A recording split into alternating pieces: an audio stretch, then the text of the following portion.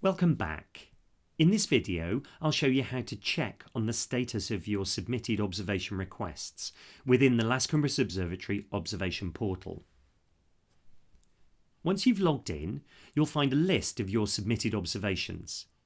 Depending on your profile settings, this list may include observations by other people on one or more proposals that you're on. See one of the earlier videos for more about this.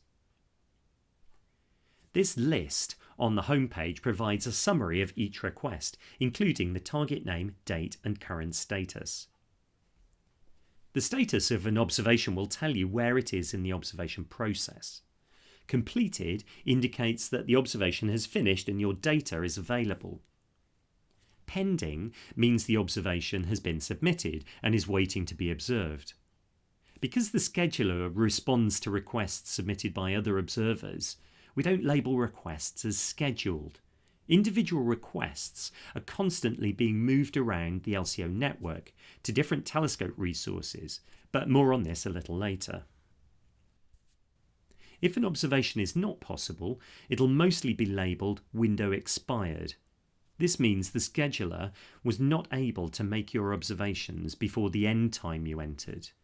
This usually happens when there's bad weather or a higher priority request needed to use the telescope or telescopes you would have been scheduled on. If there's a technical problem which prevents all or part of your observation, the status will be failure limit reached. In this case, while trying to observe your request, there was an issue with the telescope, the selected instrument or the telescope enclosure. This is quite a rare occurrence. I'll click on this completed observation so you can see the detailed information. A page opens with different tabs showing a summary of your request, the scheduling attempts, the visibility of the target, and the data which has been taken and stored in our archive. Pay close attention to the visibility and scheduling tabs. These sections provide crucial information about when and where your observation is planned. If there are any issues with scheduling, you'll find useful messages here. If your observation has been completed, you'll also find images and links to your data on the Data tab. As well as thumbnails of each image file, the portal provides links to the data archive where your images and data files are stored. The data is available in FITS format. In the final column in the data table, you can see either raw or reduced. The reduced data is what most people will want. It's had calibration performed on it using flat fields, darks and bias frames by our Banzai pipeline. Each file also contains a data table with all the sources detected and their positions. These sources can be analysed with tools like the Python AstroPy package or desktop tools such as Topcat. The raw data is provided for anyone who'd like to perform their own calibration. You can select all the files that you'd like from this page and directly download them, or you can view them in our Open Access archive by clicking View on Archive.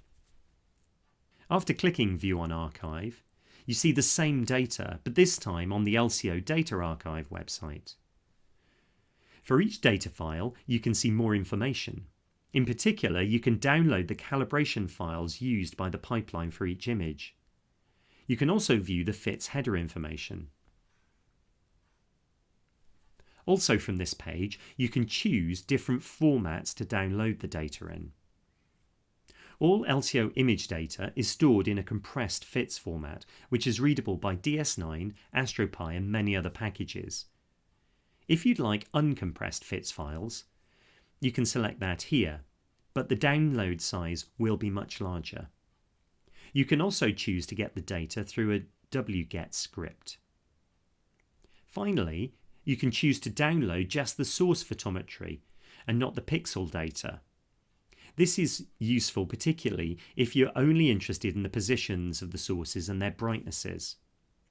Again, to analyse these type of files, you'd need to write your own code in, for example, Python AstroPy, or open the files in, for example, Topcat. Now we'll look at a request which has not been successful. You can see that in this case the status is window expired. As an observer, you'd naturally want to know why your observation didn't happen the way that you wanted. The portal provides you with some really useful information on the Scheduling tab. Each of these horizontal bars represents a run of the scheduler.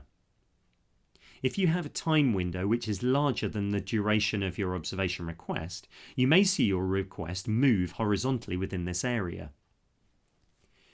You can see the final bar is yellow. Hovering on this will show you a detailed message.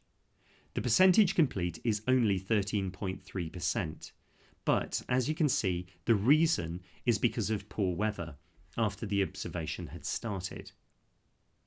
If you go to the Visibility tab, the bars in the lower part of the screen show exactly when the bad weather began and ended, highlighted in purple.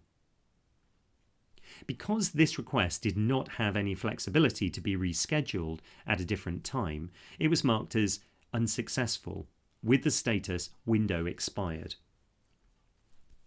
You can check the current scheduling of any observation even if it's pending. However, in the case of a pending request, the scheduler may move your observation or even unschedule it after you've looked at that value. Although the scheduler tries to observe every request in the most efficient manner, this is not always possible if more than one request needs the same telescope. Thanks for watching. I hope this has given you some useful insights into observation status and how to access your data.